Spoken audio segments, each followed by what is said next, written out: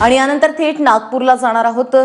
गडकरी यांच्या 61च्या निमित्तानं जो सोहळा सुरू आहे त्या कार्यक्रमामध्ये राज्याचे मुख्यमंत्री देवेंद्र फडणवीस बोलतात।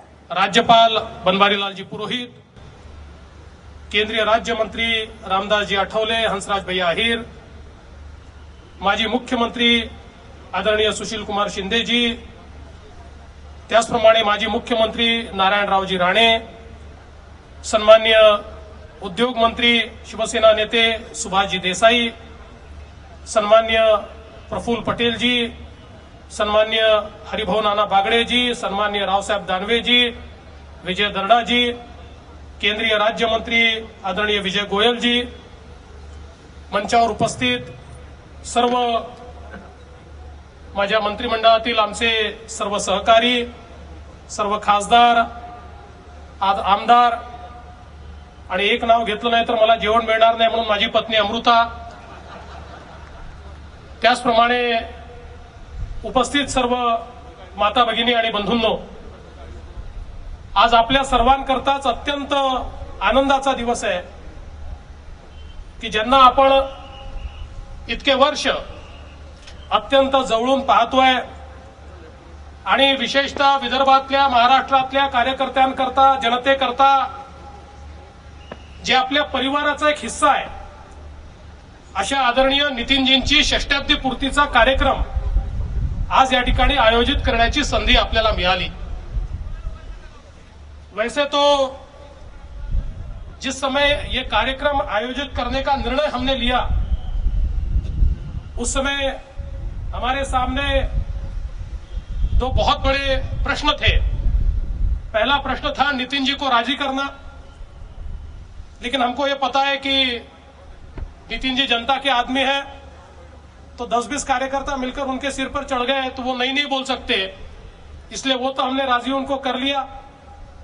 और दूसरा प्रश्न हमारे सामने था कि इसके लिए हम किसको निमंत्रित करें, और यकीन मानिए यह सबसे बड़ा प्रश्न था, क्योंकि हम सभी लोग जानते हैं कि नितिन जी का संबंध समाज के भिन्न भिन्न क्षेत्रों में इतने लोगों से है, राजनीति में तो है ही, वो भी हमारे सामने प्रश्न था। सारे पक्षों के लोगों के साथ उनके संबंध, सारे मुख्यमंत्रियों से उनके संबंध, अलग अलग प्रमुखों से उनके संबंध, और फिर अलग अलग क्षेत्र हो, चाहे क्रीड़ा का हो, चाहे कला का हो, चाहे उद्योग का हो, हर क्षेत्र का बड़े से बड़ा व्यक्ति ये मानता है, हम लोग ये मानते हैं कि उनका इतना नजदीक का संबंध आदरणीय नितिन जी से है कि वे सारे के सारे लोग इस कार्यक्रम में आने के लिए उत्साहित थे। लेकिन समय की भी मर्यादा थी और इतने बड़े बड़े लोगों को हम बुलाए और उनका उचित सम्मान न कर पाए, ये भी ठीक नहीं होता। इसलिए हमने ये तय किया कि जो महानुभाव आज मंच के ऊपर है इस कार्यक्रम के लिए वे बिल्कुल उचित ऐसे मान्यवर होंगे, उनको हमने निमंत्रित किया। मैं हमारी समिति की ओर से सभी का बहुत बहुत आभार व्यक्त करना चाहता हूं कि आप सभी ने तुरंत हामी भरी और आज आप सभी लोग यहां पर इस कार्यक्रम में उपस्थित हुए। वैसे तो आयोजक होने के बावजूद अनुशासन के तौर पर मुझे 7 या 8 मिनट का समय दिया गया है और उतने समय में मुझे भाषण करना है, तो मुझे तो ऐसा प्रश्न है कि 7 और 8 मिनट में नितिन जी के साथ इतनी यादें जुड़ी हुई है, जिंदगी के सारे साल नितिन जी के साथ में ही गुजारे हैं, तो उनमें से किन सालों को मैं याद करूं, ये मेरे सामने एक बड़ा प्रश्न था। मानो किशोर कुमार के 25 हिट गाने दे दिए जाए और कहा जाए इनमें से 3 गानों को चूज करो और उसके ऊपर बात करो, तो व्यक्ति को जिस प्रकार की दुविधा होगी, ऐसी दुविधा का अनुभव आज मैं यहां पर कर रहा हूं। पर हम सभी लोग जानते हैं नितिन जी एक ऐसे व्यक्ति हैं जिनमें आत्मविश्वास ये कूट कूट कर भरा है, और इतना बड़ा मनोबल नितिन जी के पास है कि नितिन जी जो सपना देखते हैं, सपने देखने वाले तो बहुत होते हैं, लेकिन नितिन जी जो सपना देखते हैं उस सपने को पूरा करने की ताकत रखने वाला नेता, इस रूप में हमने नितिन जी को देखा। और मूल रूप से मेरे और नितिन जी के स्वभाव में एक अंतर है। मैं किसी चीज को सोचता हूं तो पहले उसको पूरा कर पाऊंगा कि नहीं उसके ऊपर अभ्यास करता हूं, फिर उस चीज को सारा चारों तरफ से उसको तैयार करता हूं, उसके बाद बोलता हूं।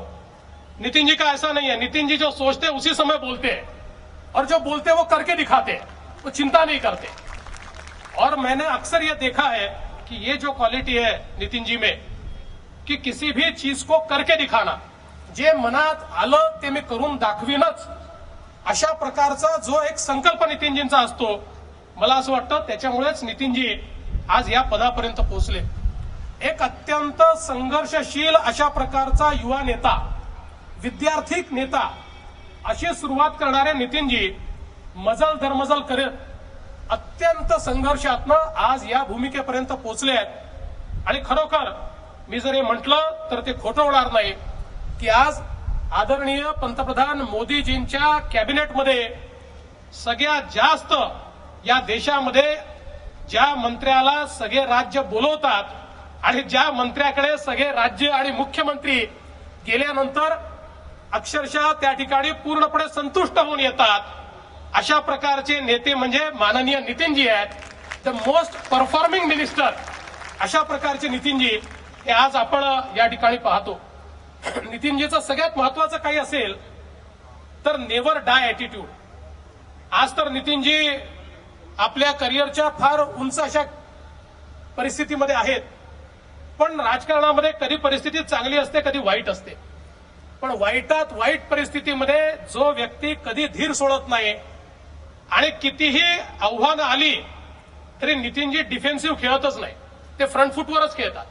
त्यामुळे किती आव्हानं आली तरी क्रीजच्या बाहेर जाऊन त्या ठिकाणी चेंडू टोलवण्याचं जे कसब त्यांच्यामध्ये आहे, जे एक नेव्हर डाय ॲटिट्यूड आहे। मला आठवतं आजही 2002च्या नागपूर महानगरपालिकेच्या निवडणुकीच्या पूर्वी नितिनजींचा प्रचंड जीवघेणा असा ऍक्सिडेंट झाला होता आणि त्या निवडणुकीच्या वेळी नितिनजींना पाय खाली टेकवता येत नव्हता, एक पाय असा ठेवावा लागायचा।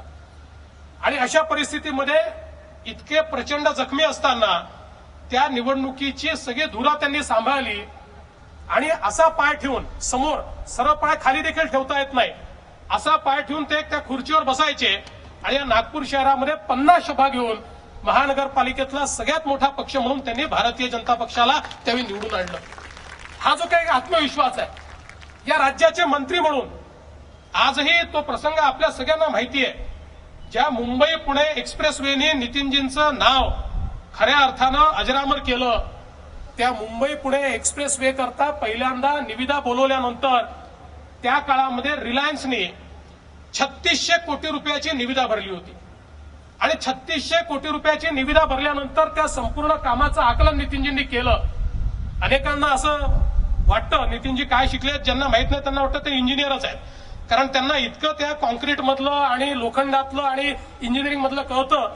नितिनजींनी स्वतः त्याच्यामध्ये लक्ष घातलं आणि त्यांच्या लक्षात आलं की 3600 कोटी रुपये हे काही योग्य नाही आहेत आणि नितिनजींनी त्या काळामध्ये आदरणीय बाळासाहेब ठाकरेंना आणि तेव्हाचे मुख्यमंत्री मनोहर पंतांना सांगितलं की 3600 कोटी रुपयाचं टेंडर आपण मंजूर करणं योग्य होणार नाही। धीरूभाई अंबानींकडे जेवायला गेलं, त्यांनाही सांगितलं की हे 3600 कोटी रुपयाचं टेंडर हे तुमचं फार मोठं आहे आणि मी ठरवलं हे तुम्हाला टेंडर द्यायचं नाही, मी स्वतः हे काम राज्य सरकारच्या वतीनं करणार आहे। MSRDC नावाची कॉर्पोरेशन काढली आणि 3600 कोटी रुपयाचं टेंडर ज्या मुंबई पुणे एक्सप्रेसवेचं आलं होतं, 1600 कोटी रुपयामध्ये तो रोड नितिनजींनी बनवून दाखवला। 2000 कोटी रुपये या राज्याचे त्या काळामध्ये वाचवण्याचं काम नितिनजींनी केलं। मुंबईचे पूल असतील, महाराष्ट्रातले रस्ते असतील, इन्फ्रास्ट्रक्चर म्हणजे नितिनजी, अशा प्रकारची एक अक्षरशः संकल्पना या महाराष्ट्रामध्ये नितिनजींनी रूढ केली। आणि कुठलंही इनोव्हेशन असेल, कुठलाही नवीन प्रयोग असेल, तो प्रयोग नितिनजींना प्रचंड आकृष्ट करतो। इनोव्हेशन म्हटलं की नितिनजी त्याच्या पाठीमागे लागतात आणि छोट्यातलं छोटं इनोव्हेशन सापडलं की ते मोठं कसं करता येईल, ते स्केलवर कसं नेता येईल, या संदर्भात नितिनजींचा नेहमी ओढा असतो। आणि त्यातनंच नितिनजींच्या अजेंड्यावर जरी त्यांनी मुंबई सुंदर बनवलं, महाराष्ट्र उत्तम बनवलं, तरी नितिनजींच्या अजेंड्यावर नेहमी गाव, गरीब आणि किसान, शेतकरी हाच त्यांचा अजेंडा राहिला। आणि शेतीच्या क्षेत्रामध्ये इतके प्रचंड इनोव्हेशन्स हे नितीनजींनी केले की ज्या माध्यमातून आमचा शेतकरी समृद्ध कसा होऊ शकेल.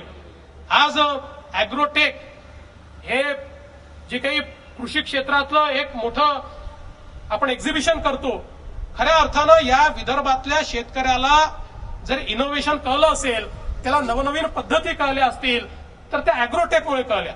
आणि या अॅग्रोटेकच्या माध्यमातून इतक्या मोठ्या प्रमाणात ग्रामीण भागापर्यंत पोहोचण्याचं काम नितीनजींनी केलं. त्यांच्या डोक्यात प्रत्येक वेळी शेतकऱ्याचं खत कसं स्वस्त होऊ शकेल, शेतकऱ्याची अवजारं कशी स्वस्त होऊ शकतील, नवीन पद्धतीने आपल्याला उत्पादकता कशी वाढवता येईल, ही प्रत्येक गोष्ट त्यांच्या डोक्यामध्ये असते. गरीबाला घर मिळालं पाहिजे, मग त्यांनी सांगितलं की 1000 रुपयामध्ये पर स्क्वेअर फूट मिळालंच पाहिजे. आमच्या एनआयटीने टेंडर बोलवलं, ते टेंडर आलं काहीतरी 1900 रुपयाचं. ते म्हणाले मी तुम्हाला बनवून दाखवतो. त्यांनी माणसं आणले आणि 1000 रुपयामध्ये घर बनवून त्याच्यामध्ये इलेक्ट्रिसिटी फुकट, त्याच्यामध्ये लाईट फुकट, अशा प्रकारचं घर या नागपूर शहरामध्ये त्यांनी बनवून दाखवलं. त्यामुळे केवळ बोलायचं नाही तर ती प्रत्येक गोष्ट करून दाखवायची, ही जी काही एक पद्धत नितीनजींमध्ये आहे, मला असं वाटतं त्यामुळेच हा नेता लोकांमध्ये अत्यंत पॉप्युलर आहे. एक महत्वाची गोष्ट नितीनजींच्या बद्दल ही आहे, मी आज सकाळी देखील एका कार्यक्रमात बोललो, अनेक वेळा लोक मोठी होतात पण ज्यांनी त्यांना मोठं होताना पाहिलं त्यांना फक्त उंचच बघावं लागतं. त्या माणसाच्या मोठेपणाचा फायदा त्यांना कधीच होत नाही. पण नितीनजींना मात्र एक गोष्ट आहे, ते किती मोठे झाले तरी देखील ते ताडासारखे मोठे होत नाहीत, ते खजुरासारखे मोठे होत नाहीत, ते आंब्यासारखे वडासारखे मोठे होतात. प्रत्येकाला सावली मिळेल याची चिंता करतात. आणि म्हणून देशभरामध्ये कुठेही असले तरी नागपूर हे त्यांच्या अजेंड्यावर असतं, विदर्भ त्यांच्या अजेंड्यावर असतो, महाराष्ट्र त्यांच्या अजेंड्यावर असतो. ते कधीही आपला अजेंडा आपल्या लोकांपासून दूर जाऊ देत नाही. आजही देशाचे एवढे मोठे नेते झाल्यानंतर प्रत्येक राज्यामध्ये इतक्या मोठ्या प्रमाणात त्यांना मागणी आहे, त्यांचं काम आहे. त्या प्रत्येक राज्यात काम करत असताना महाराष्ट्र त्यांच्या अजेंड्यावर पहिल्या क्रमांकावर आहे. आज सर्वात जास्त देशामध्ये जर नॅशनल हायवेचं काम कुठे सुरू असेल तर त्या महाराष्ट्रामध्ये सुरू आहे. सर्वाधिक पैसा या महाराष्ट्रामध्ये नितीनजींनी दिला. पण देशातही त्यांनी सगळीकडे इतक्या मोठ्या प्रमाणात काम केलं. आणि हे करत असताना प्रत्येक जिल्ह्यातला शेवटचा कार्यकर्ता नितीनजींना माहिती आहे, त्या कार्यकर्त्याचं सुखदुःख माहिती आहे, तो नेमका काय करतोय, त्याला काय हवं आहे, ही प्रत्येक गोष्ट नितीनजींना माहिती आहे. आणि म्हणून त्या माध्यमातून खऱ्या अर्थानं एक जनतेचा नेता अशा प्रकारे नितीनजींना आज आम्ही बघतो. नेते अनेक होत असतात पण ज्यावेळी नेता आणि जनता यातला भेद संपतो आणि जनतेला आपला परिवार म्हणजेच आपला नेता आणि नेत्याला आपला परिवार म्हणजे आपली जनता, अशा प्रकारची परिस्थिती जेव्हा तयार होते त्यावेळी नितीनजींसारखा एक नेता तयार होत असतो. खरं म्हणजे मी माझ्या वेळेपेक्षा जास्त बोललोय, मला अनेक गोष्टी बोलायच्या आहेत, काय बोलावं आणि काय बोलू नये हा माझ्यासमोर प्रश्न आहे. पण तरी देखील माझा मोह आवरून आज या निमित्ताने मी आपल्याला एवढंच आपल्या सर्वांच्या वतीनं ईश्वराला प्रार्थना करतो की आमचा हा नेता जो आज देशाला मोठ्या प्रमाणात विकास देतोय, इन्फ्रास्ट्रक्चर देतोय, देशाच्या प्रगतीमध्ये सर्वात जास्त कॉन्ट्रीब्युशन देण्याचा प्रयत्न करतोय, असा आमचा हा नेता, या आमच्या नेत्याला ईश्वराने उदंड आयुष्य द्यावं, उत्तम आरोग्य द्यावं आणि त्यांच्या हातून अशीच देशसेवा घडत राहावी अशा प्रकारची ईश्वराच्या चरणी प्रार्थना करतो.